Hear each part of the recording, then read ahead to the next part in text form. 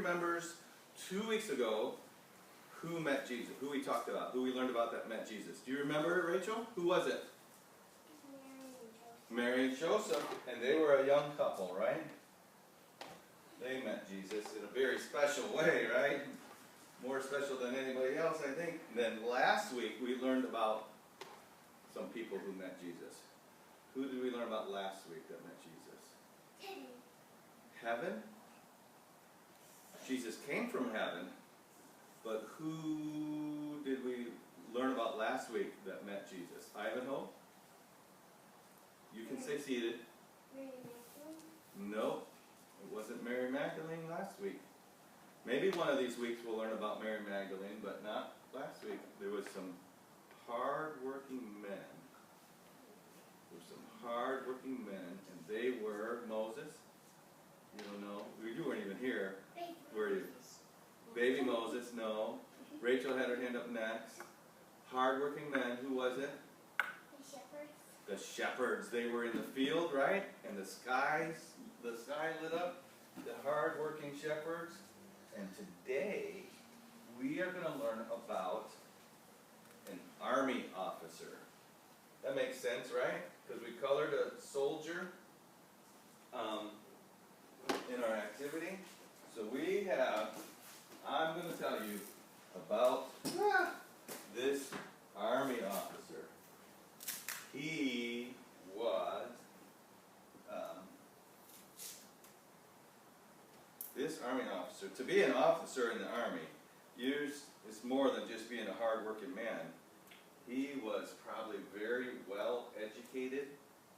He was smart. He knew how to lead men and how to win battles. So he was well educated.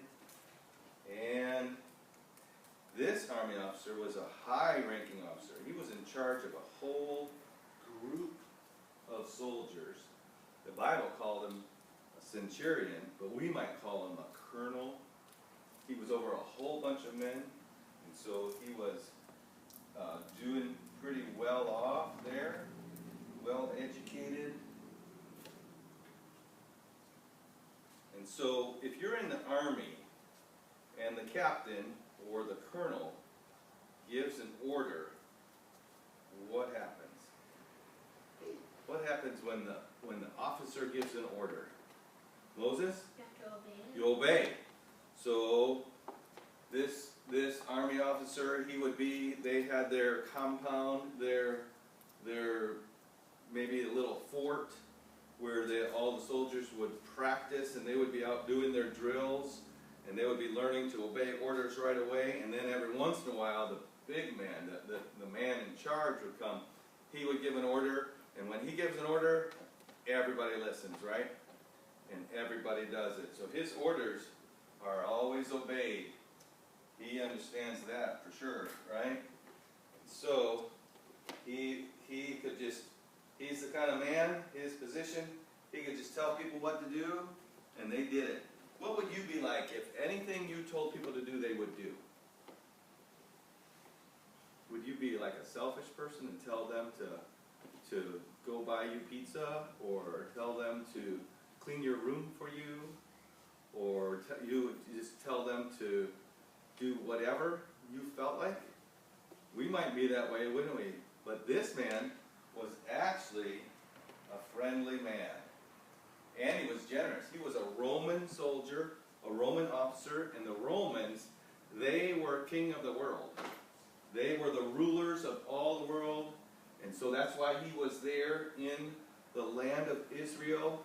It wasn't the land of Rome where he was in the land of Israel. His soldiers made sure everything stayed orderly in his area, and he could do whatever he wanted almost, and nobody could say anything against it. But he didn't do selfish things. He was friendly, he was generous. He was probably very rich because he spent his own money to build a very big synagogue for the Jewish people. And so he was a nice man, even though he was a hardened soldier, and he was successful. Pretty much he could do anything that he wanted to have done would be done like that. But one day, something happened, and he realized that he was not in charge of everything. What do we see here? Here's this army officer, and somebody is sick. It's his servant. His servant that would make sure that all his clothes were pressed and ready. His servant that would, if he needed anything, would run into town to get whatever he needed so that he could concentrate on the important things of being an army officer. And his servant was sick. And you better believe that the army officer probably thought, I'm going to make sure that my medical staff takes the best care of him. And they say, you guys, you make sure you take care of him. And those medical staff, they could take care of the servant, but could they make the servant get better? They couldn't. He had lots of money, right? He built a synagogue. Well, I will pay the best doctors. And he could make sure that the best doctors come and give him the best treatment, the best medicine. But could the best medicine and the best treatment make his servant get better? No. His servant got worse and worse. And the captain, the army officer, realized that the important things, other people's health, and the grief that he felt, he had no control over. People in our world today think that they can control lots of stuff. They have lots of money. They can buy equipment, and they can buy cars, and they can buy houses. They think that all this stuff will make them happy. But then something happens. Somebody close to them gets very sick, and they can't make them better. We have a girl who used to come to Bible Club not that long ago, and she had she had a younger sister and a younger brother. They died in a car accident. You can't control that, can you? And just like that, this army officer realized that he was not in control of everything. Even though he was a nice man and a good man, he had a great need that he could not take care of. His servant was sick. And you know what? Besides sickness and grief, there's something else in the world that nobody can get rid of. And it's sin. Adam and Eve sinned. And because Adam and Eve sinned, their children sinned. And their children sinned all the way down to you and me. We all sin. And our sin is something that doesn't matter if we have lots of money, doesn't matter if we're a strong person, or a smart person, or a powerful person. We cannot get rid of our sin. And so we are very much like this army officer. We live in a wealthy country. We have, the toys we have are so much more advanced than in other countries. And all the things that we can do is very much, but we all have sin, right? So he had a great need. His servant was sick. And what about you? Have you realized that you have a great need? Maybe you haven't yet. You hear the teaching and you know the words, but someday you will realize and understand that you are a sinner and you cannot get rid of it. There's no way you can take care of it yourself. So, this Roman soldier, he didn't believe the Jewish fables or anything like that, but his town was the town of Capernaum. The little village of Capernaum. It was not too small. In fact, there was an army encampment there, and I'm sure he heard news about a special teacher who had been doing things in his town. He had moved to the town, and he began teaching, and sometimes when he taught, there were sick people there. And this teacher would just say to the person to be healed, and they were healed. Who was that teacher that had moved to Capernaum and who could heal somebody just by saying words? Sky, who was that teacher? That was Jesus. Jesus was there, and great crowds were coming. And the Romans, they were suspicious of big crowds, so I'm sure once in a while, or maybe often, his soldiers, this army officer's soldiers, would be in the crowd listening to hear what Jesus had to say, and they would have to come back and give a report. Well, as his servant got sicker and sicker and sicker, and he realized there was nothing else he could do, he remembered Jesus, and he thought, Jesus must be God. No one but God could heal somebody without even touching them, with just by their words, could heal them. And he thought, Jesus could heal my servant. He believed that Jesus was God. Now that was really something, because as a Roman, he believed in other gods, but not anymore.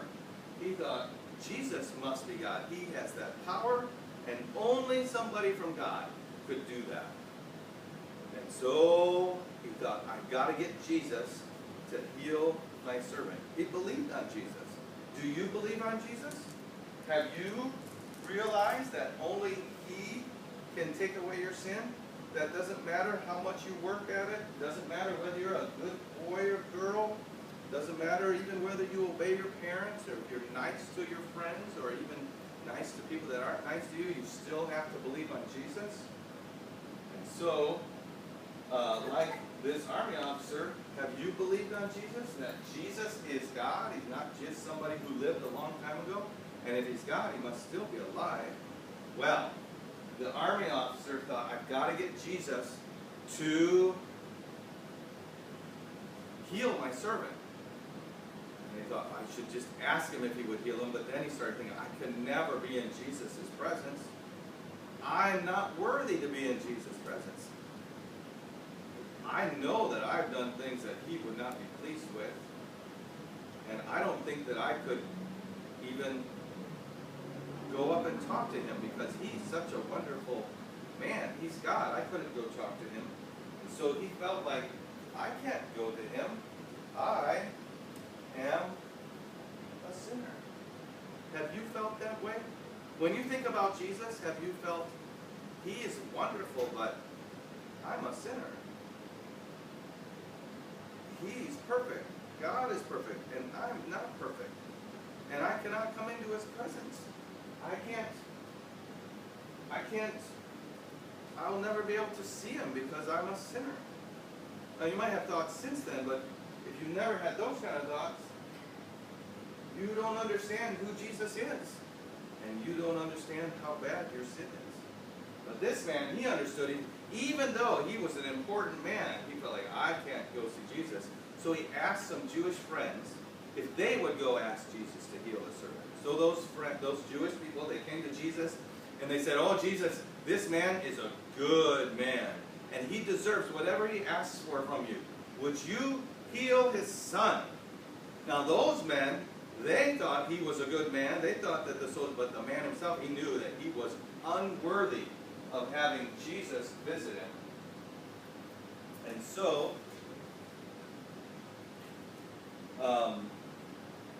what did Jesus say? Jesus said, why sure, I will go and I'll go there. Well, so Jesus started on his way. He started on his way to the army officer's house, the centurion's house. And he's going and he's going, and pretty soon, another group of people from the centurion came to Jesus, and they said, Jesus, well, here's what happened.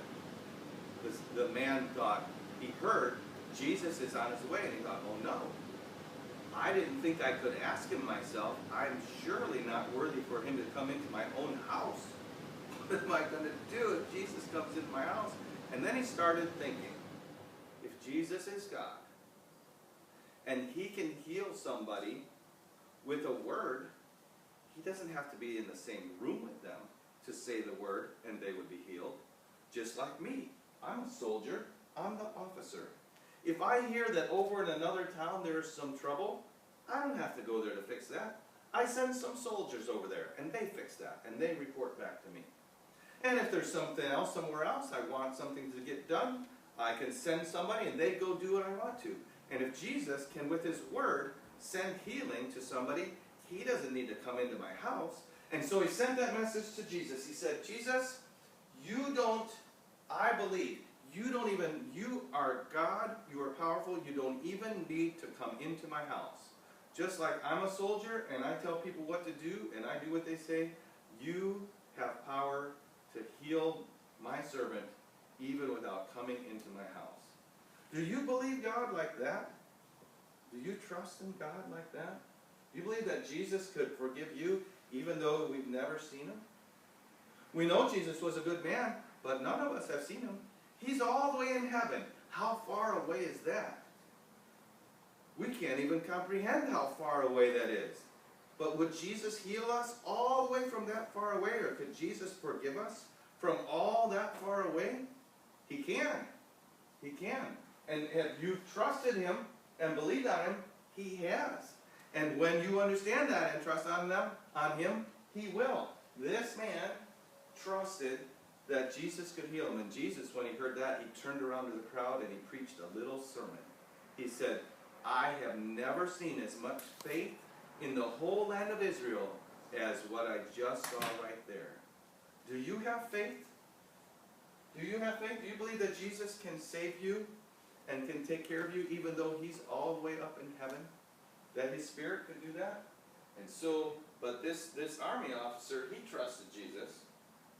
And we need to trust Jesus too. So what happened? Jesus heard that. Jesus didn't say, well, I'm going to go there anyway.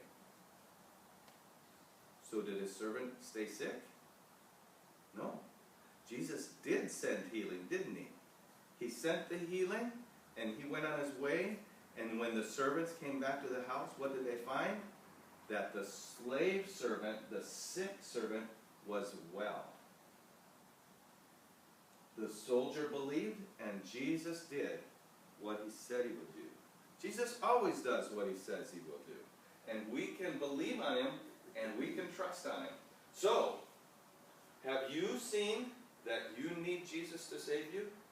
Have you believed that Jesus is God? Have you understood that you're a sinner? And you cannot stand in God's presence ever, whether here or in heaven? And so then have you trusted Jesus to take those sins away and forgive them and take you to heaven when you die? This army servant, this army officer, this centurion, he did. And his life was changed, and your life can be changed too when you believe on Jesus. All right, this man met Jesus, an army officer, but he didn't even meet him, did he? But was he blessed by him? Yes, he was. He didn't have to meet him, kind of. He didn't have to see him with his eyes to have Jesus change his life. And we don't have to see Jesus with our eyes to have him change our lives either.